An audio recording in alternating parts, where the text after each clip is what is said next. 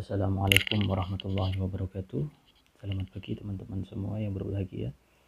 Hari ini kita akan memasuki dars 5. Dars 5 untuk materi yang pertama kita akan mempelajari tentang al-af'al atau kalimat fi'il. Perlu diketahui sebelumnya bahwa kalimat itu ada 3. Yang pertama kalimat isim, yang kedua kalimat fi'il, dan ketiga adalah kalimat huruf.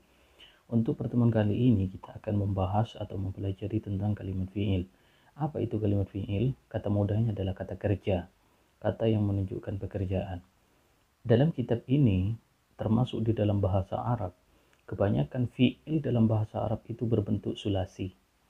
Jadi fi'il itu bentuknya banyak sekali. Ada fi'il sulasi, ada fi'il rubai, ada fi'il khumasi, ada fi'il sudasi. Apa yang membedakan? Sulasi, bentuk fi'ilnya ada 3 huruf. Kalau rubai ada 4 huruf. Khumasi ada 5 huruf, sudasi itu ada 6 huruf. Contoh yang sulasi di sini adalah kataba, fa'ala, nasara. Seperti itu.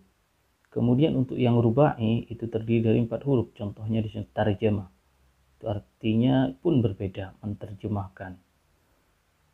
Kemudian di dalam kalimat fi'il itu memiliki 4 macam. Yang pertama adalah fi'il sahih. Fi'il sahih adalah fi'il yang selamat dari mahmus, dari mudha'af, dari mu'tal. Artinya fa fi'il, ain fi'il, dan lam fi'ilnya tidak terdiri dari huruf ilat, tidak terdiri dari ganda, tidak terdiri dari hamzah, dan juga tidak terdiri dari huruf ilat ayu itu ya. Itu namanya fi'il sahih. Contohnya fa'alah, nasara, darabah. Kemudian fi'il mahmus. Fi'il mahmus itu fa fi'il, ain fi'il atau lam fi'ilnya atau salah satu itu terdiri dari hamzah. Contohnya amala, qara'a, ja'a. Itu adalah fi'il mahmus. Kemudian fi'il mudha'af. Ain fi'il dan lam fi'ilnya itu ganda. Contohnya madda, marra. Kemudian fi'il mu'tal. Fi'il yang antara fa fi'il dan lam fi'ilnya salah satunya terdiri dari huruf ilat. Contohnya ghaza, qada, dan lain sebagainya. Kemudian semua fi'il dalam bahasa Arab itu terdiri dari 2 bentuk. Yang pertama itu madhi, yang kedua adalah mudhari. Maksud di sini adalah dilihat dari sisi waktu. Ya, dari sisi waktu kalimat fi'il itu ada lampau, ada sekarang, dan akan datang. Lampau itu disebut dengan madhi, mudhari itu disebut dengan sekarang atau akan datang. Madhi dan mudhari adalah fi'il yang menjelaskan apakah suatu pekerjaan sudah dapat dilakukan atau belum. Oke, lebih mudahnya madhi itu masa lampau, kalau mudhari sekarang atau akan datang. Jadi dalam kitab ini ada 4 macam fi'il katanya ya. Ini sebenarnya menyimpelkan sesuatu, lebih menyimpelkan. Ya sebenarnya kalau ini dipelajari dalam kitab-kitab di pesantren ini perlu dan butuh waktu yang panjang. Tapi di sini hanya sekilas seperti ini. Oke, kita ikuti saja. Masalah berhasil atau tidak Allahu a'lam, seperti itu saja. Kemudian al-mudhari, jadi ada 4 macam fi'il. Yang pertama adalah madhi dan fi'il mudhari. Ini dari sisi i'rab ya. Dari sisi i'rab ini ada al-mudhari al-marfu, kemudian ada al-mudhari mansub. Mudhari itu ada yang rafa, ada yang mansub. Kalau madhi itu mabni, tidak ada rafa, nasab, dan jazmnya. Dan jazmnya. Al-mudhari al-majzum, kemudian mudhari yang majzum, al-amru dan amar. Perintah ini bentuk dari fi'il. Biasanya ditelisik dari sisi i'rab. Madhi dan mudhari memiliki 2 bentuk kata aktif, maklum dan majhul. Ya, ada fi'il madhi majhul, ada fi'il madhi maklum, pasif dan aktif, seperti itu. Ada fi'il madhi mabni lil maklum, al fi'il mudhari mabni lil maklum. Ada fi'il mudhari mabni majhul, ada fi'il madhi fi'il majhul. Ini ada caranya juga. Ya, biasanya artinya kalau bekerja menjadi dikerjakan, makan dimakan. Kalau aktif makan, kalau majhul dimakan. Itu artinya darabah memukul, kalau duribah dipukul. Darabah aktif, duribah majhul, seperti itu. Bentuk dasar satu dari fi'il terdiri dari 3 huruf dasar menunjukkan arti dari orang ketiga tunggal laki-laki. Contohnya katabah, menulis. sebagai tambahan. Bentuk selanjutnya dapat di derivasi ya dalam bentuk dasar al-fi'lul mazid. Jadi sebenarnya fi'il di dalam kalimat fi'il, artinya kalimat fi'il itu terdiri dari fi'il sulasi, kemudian bisa ditambahkan, ditasrifkan menjadi fi'il rubai dengan tambahan huruf tertentu, kemudian bisa menjadi humasi dengan tambahan huruf tertentu, menjadi sudasi dengan tambahan huruf-huruf tertentu. Jadi asalnya itu sulasi seperti itu. Oke, kemudian di sini di dalam bahasa Arab itu kalimat fi'il itu juga diklasifikasikan dengan fi'il muta'addi. Ada istilah fi'il muta'addi, ada fi'il lazim. Kalau fi'il muta'addi itu fi'il transit dengan maf'ul, satu objek atau beberapa objek fi'il yang membutuhkan maf'ul. Contohnya daraba Zaidun amran, Zaid memukul Umar misalnya. Jadi kalau daraba Zaidun itu kurang lengkap. Zaid memukul siapa? Kan belum lengkap. Itu namanya muta'addi. Kemudian ada lazim. Lazim tidak membutuhkan objek. Jadi kata kerja hanya membutuhkan subjek dan tidak membutuhkan. Contohnya apa? Ja'a Muhammadun, Muhammad datang, ya sudah selesai. Tidak membutuhkan objek, itu namanya fi'il lazim. Oke, ini materi pertama dari daras 5. Kemudian untuk materi yang kedua dari daras 5 ini kita akan membahas tentang fi'il salim. Tadi fi'il salim atau fi'il sahih ya, mati. Jadi fi'il sahih atau fi'il madhi, fi'il sahih itu bisa kenal dengan istilah fi'il salim. Karena fi'ilnya di sini adalah fi'il madhi yang salim atau fi'il madhi yang sahih. Biasanya madhi itu menjelaskan pekerjaan atau kejadian di masa lampau, meskipun terkadang juga menjelaskan, ini ada beberapa yang di sekarang ya ada pengecualian lah. Kamus bahasa Arab secara umum menyusun fi'il menggunakan bentuk lampau orang ketiga. Ya, menggunakan bentuk lampau huwa.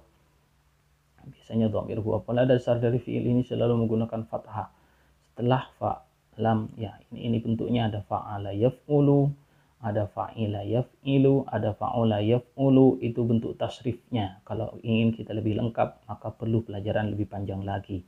Jadi ada beberapa bentuk pengucapan fi'il maudhi itu dengan bentuk harokatnya. Ada fa'ala yaf'ulu, contohnya kataba yaktubu. Ada fa'ila yaf'ilu, ada contohnya sami'a yasmi'u. Kemudian ada fa'ula yaf'ulu, contohnya hasuna yahsunu. Itu adalah bentuk dari fi'il maudhi. Kemudian tasrif fi'il salim, ini perubahan subjek ditunjukkan dengan imbuhan dhamir muttasil. Oke, lebih mudahnya saja, fi'il maudhi itu bisa ditasrif sesuai dengan bentuk subjeknya, sesuai dengan bentuk dhamirnya. Contohnya di sini adalah kita sebelumnya harus paham isim dhamir lah. Kalau sebelum kita sudah huwa huma hum hiya huma hunna anta antuma antum anti antuma antunna ana nahnu, kita langsung kasih contoh di sini. Dhahaba misalnya, huwa dhahaba, hiya dhahabat, anta dhahabta, anti dhahabti, ana dhahabtu, huma dhahaba, huma dhahabata, antuma dhahabtuma. Nah, ini yang sami'a juga sama, sami'a huwa sami'a sami'at, kaburat hunna dhahabu, ini yang jamak ya. Dhahaba menjadi dhahabu, dhahaba menjadi dhahabna, hunna dhahabna, antum dhahabtum, antunna dhahabtunna, nahnu dhahabna. Ini semuanya kalimat fi'il yang sudah menyimpan dhamir. Sebenarnya kalimat fi'il, fi'il madhi atau fi'il mudhari, susunannya itu sudah tersusun dari kalimat fi'il dan kalimat artinya fi'il dan subjek, sudah ada subjeknya, cuman subjeknya itu tersimpan. Dhahaba misalnya, jadi dhahaba artinya dia pergi, dia telah pergi, seperti itu. Jadi ada dhamir huwa yang artinya di sini adalah dia, orang ketiga. Hiyah juga sama, anta juga orang yang kita bicarakan, dhamirnya itu. Oke, kemudian teman-teman, jika kata kerja diikuti dengan artikel harakat pendek sebelum hamzah wasal berubah sebagaimana. Oke, kalau misalkan kita kata berisalata misalnya, kata berisalata artinya huwa kata berisalata, kata berisalata. Kata itu kan memiliki arti dia telah menulis surat, tapi domirnya subjeknya disimpan karena memiliki arti dia kata berisalata, maka dibaca fathah kata berisalata. Kemudian ketika penulisannya, contohnya di katabtum ar-risalata, katabtum, mim dalam katabtum ini sukun, namun karena ada kalimat setelahnya maka dibaca dhammah. mengikuti harokat sebelumnya. Contohnya katabtumur risalata, bukan katabtum ar-risalata tapi katabtumur risalata. Ini pengucapan saja. Contohnya di sini adalah ketika dhamir hiya katabah menjadi katabats ya, ketika ada hiya katabats, maka tidak dibaca katabats ar-risalata tapi katabati risalata. Oke, berikutnya teman-teman, tasrif fi'il mahmuz dan tasrif fi'il mudha'af. Mahmuz itu fa fi'il, ain fi'il, dan lam fi'ilnya salah satunya terdiri hamzah. Kalau mudha'af, ain fi'il dan lam fi'ilnya itu ganda sama. Contohnya madda, amalah kalau yang mahmuz. Oke, derivasi fi'il mahmuz berlaku seperti fi'il salim, sama persis fi'ilnya dengan menggunakan kaidah tertentu. Jika huruf kedua dan ketiga pada akar kata yang sama, maka penggabungan keduanya berbeda dengan fi'il salim, yaitu A1 dan A2 menjadi satu. Ini yang mudha'af ya. Contohnya di sini lebih mudahnya teman-teman ya. Di sini ada sudah ada tasrifnya. Jadi maksudnya begini, ada beberapa kalimat di dalam fi'il salim ataupun mudha'af yang mana berbeda dengan biasanya. Contohnya di sini adalah akhadha. Akhadha ini sama dengan fi'il salim ya. Qara'a juga sama. Tapi ketika marrah ini ain fi'il dan lam fi'ilnya digandakan. Termasuk di sini ketika hiya, ketika marrah menjadi marrat ya. Marrah menjadi marrat. Kalau dalam fi'il salim kan fa'alat misalnya ya. Fa'alat bukan marrat. Jadi ada yang berbeda di situ.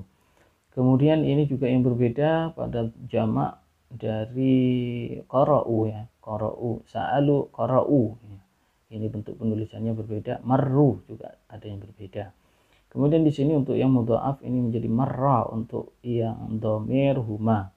Kemudian marrata untuk yang ini yang lebih banyak, ini perubahan yang berbeda itu dari mudha'af. Kalau untuk yang untuk yang mahmuz ini hanya qara'u. Kemudian dalam bahasa Arab sehari-hari, fi'il mudha'af jika bersambung dengan dhamir muttasil maka dilafadzkan seperti masya, pergi, pada bentuk lampau untuk orang kedua dan ketiga. Contohnya di sini adalah marrah, habba, marrat, habbat, marrat, habbat, marraita, habbaita, marraiti, habbaiti, marraitum, habbaitum. Oke, untuk yang jamak di sini menggunakan murru, sama antara huwa dan hiya, murru ya. Kemudian antum, marraitum, marraitum, habbaitum, marraitu, habbaitu. Kemudian untuk yang dhamir mukhatabah anti dan ana, untuk yang dhamir ana di sini untuk yang dhamir ana ini menjadi habbait, marrait, marraitum ya, marraitu, habbaitu, marraiti, habbaiti, nahnu marraina, habbaina. Oke, ini nanti bisa lebih mudahnya kalian bisa lihat latihan-latihannya. Jadi semuanya latihan ini ya, 6, 10, 11. Itu kalian untuk lebih mudahnya harus lebih banyak lihat latihan, karena di situ ada soal sambil ada jawaban. Jadi di semua pertanyaan di soal itu semuanya jawabannya udah ada. Jadi kalau ingin tahu jawabannya tinggal klik aja kotaknya, itu nanti akan muncul jawabannya di situ. Jadi sambil belajar sambil cari tahu seperti itu. Kalau hanya mengandalkan seperti ini kayaknya susah, karena sekarang ini daring, tidak bisa maksimal, dan mau tidak mau kita harus mengikuti ini. Oke, kurang lebihnya nanti bisa kita lanjutkan untuk pertemuan hari Senin depan untuk materi ketiga, keempat, dan kelima. Kurang lebihnya Allahul musta'an, Allahul muwaffiq lakum. Wassalamualaikum warahmatullahi wabarakatuh.